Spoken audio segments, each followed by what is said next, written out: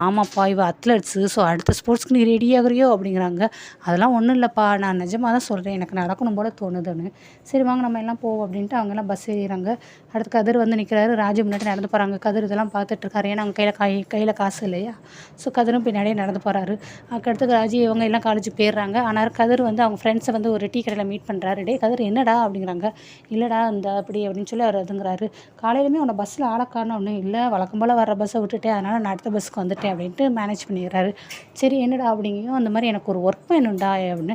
என்னடா இப்போ தான் படிச்சுக்கிட்டு இருக்க, அதுக்கு நீ வேலை வேணுங்கிறேனே. இல்லடா படிப்பு வந்து படிக்கலாம். பார்ட் டைம் ஜாப்பா எனக்கு வேலை வேணுங்கிறேனே. பார்ட் டைம் ஜாப்பா ஏன் என்னடா ஆச்சுன்னு.